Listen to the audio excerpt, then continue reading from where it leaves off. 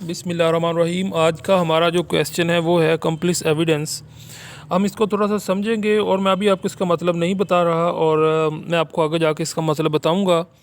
और QSO के जो जितने भी लेक्चर हैं वो मैं अपलोड कर रहा हूँ और तरतीब वाइज अपलोड हो रहे हैं। इनका एक मैं फ़ोल्डर बना के इसे यूट्यूब पर मैं रख दूँगा। उर्दू के अंदर उसका मैंने लिखा दिया है, फिर उर्दू हिंदी में है। और जो भी इसको सर्च करना चाहेगा आसानी से जो है वो तमाम के तमाम जो टॉपिक्स हैं QSO 1984 में शामिल हैं वो उर्दू के अंदर आपको लेक्चर की शक्ल में, जो कि LLB पार्ट 3 का हिस्सा भी है और सेक्शन वाइज आपको समझ भी आता रहेगा और आपको बहुत आसानी के साथ जो है वो मैं समझा रहा हूँ। और मैं आपको बात बता दूं कि मैं ज़्यादा गहराई में भी बात कर जाता हूँ जब ज़रूरत महसूस हो, लेकिन बात का जब सिंपल यानी कि समझ आ रही बात में उसको थोड़ा सा इग्नोर करता हूँ, क्योंकि वो थोड़ा सा आप इसको पढ़ेंगे तो आपको समझ आएगी। इस तरह सिर्फ सुनने से नहीं समझ आती। और accomplice evidence is a person who takes a part in the commission of an offense. An accomplice is always an unreliable person, for he is betraying his associates, and but his evidence is nevertheless admissible on the principle that the great offender would go unpunished if accomplice evidence were to be rejected. तो इसका simple मतलब ये है कि शरीक जुर्म यानी कि ऐसा आदमी कि जो ख़ुद शरीक जुर्म है, अब वो गवाही की शक्ल गवाही देने आ जाता है, तो अदालत जो है वो उसकी गवाही को कभी भी ठुकराती नहीं है। क्योंकि हो सकता है कि कोई ऐसा क्लू, कोई ऐसी बात कि जिससे जो है वो कोई बड़ा ऑफेंडर के जो कि इस जुर्म का जो हेड है, सरगना है, वो हाथ से ना चला जाए। कोई भी ऐसी बात होती है वो उसके मुंह से निकल ही आती है।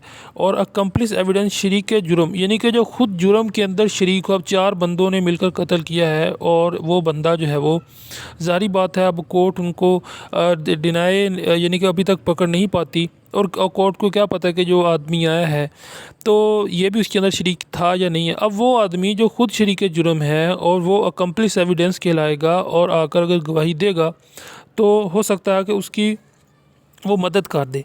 Meaning of accomplice a person is suppose to have directly और इनडायरेक्टली कंसर्न इन और अ प्राइवी टू ऑफेंस। ठीक है। PLD 1975 SC Supreme Court 53 an accomplice is a guilty associate in the crime. Relevant provision section 6 article 16 and 129B cross reference section 337 to 339 of CRPC के अंदर भी दिया जाता है। Competency of an accomplice as a witness in the article। अब इसकी अहलियत क्या होगी वो हम आगे जाके देखते हैं। Evidence is of an accomplice against a co-accused is inadmissible in cases of hudud cases। ठीक है। The presumption under article 129B through an accomplice is an competent witness is the court may presume सबर करेगी that he is not worthy of a credit unless he is a corroborated in a material particulars। तो मैं वही जो बात शुरू में आपको किया है कि अंडर आर्टिकल 129B के अंदर भी वही बात आ गई जो पहले बात मैंने की है कि कोर्ट इसको डिनाई कभी नहीं करेगी, उसकी बात सुनेगी। Combined effect of article 16 and 129। और ये आपने आसफ अली जरदारी वर्सेस स्टेट 1992 में केस चला था, उसके ऊपर जो भी आया था जुरिसडिक्शन हुई थी वो आप पढ़ सकते हैं। Reasons for the requiring corporation of the testimony of the complaints. Reasons क्या हैं for requiring corporation of the testimony of an accomplice. इसके रीज़न यही है कि भाई वो लाइकली और स्वेयर फाल्सली वो जो भी बोलेगा उसके अंदर कुछ ना कुछ ऐसा मटेरियल मवाद होगा कि जिससे जो है वो फैक्ट को एक शक्ल देने में, उसका जो फ़ैसला करने में, उसके ख़िलाफ़ या हक़ में जाने में मदद मिलेगी। मैं शुरू से यही बात बता रहा हूँ, इसका लुब्बे लबाब ये है। The principle of double test. अब ये डबल टेस्ट होगा, ठीक है ना, ये भी इसके ऊपर लागू होगा। Nature of corporation. Corporations evidence is some additional evidence, ठीक है, rendering it more probable that the story of the accomplice is true and it is the reasonably safe to act upon it. Extent of corporation, effect of corporation।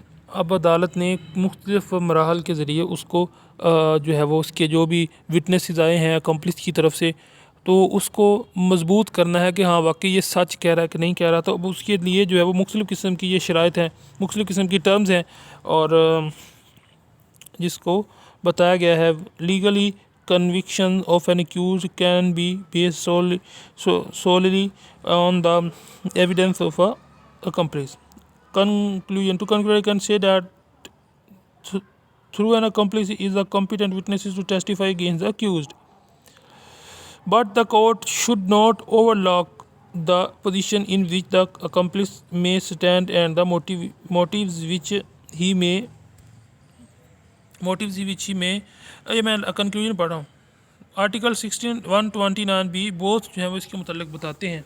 मैंने फिर इसको दोहरा देता हूँ उर्दू के अंदर कि अदालत किसी सूरत भी इसको ठुकराएगी नहीं। वो जो भी बात करेगा उससे जो है वो मदद ली जाएगी, वो समझा जाएगा, क्योंकि वो भी शरीक जुर्म, लेकिन पता तो है उसको सारा कि क्या हुआ था, क्या हो रहा है। हो सकता है बाज़ कात वो भी कबाल जुर्म कर अपनी विटनेसेस गवाही दे और शामिल हो जाए, तो इससे हो सकता है कि बहुत ज़्यादा मदद मिल जाए। तो यही वो चंद बातें जो आपको इस सवाल के अंदर बताने की कोशिश कर रहे हैं। कानून शहादत आर्डिनेंस 1984 की तमाम वीडियो मेरे चैनल पर मौजूद है। मज़ीद वीडियो देखने के लिए हमारे चैनल UPDA को ज़रूर सब्सक्राइब करें, बेल के बटन पर क्लिक करें। Thanks for watching.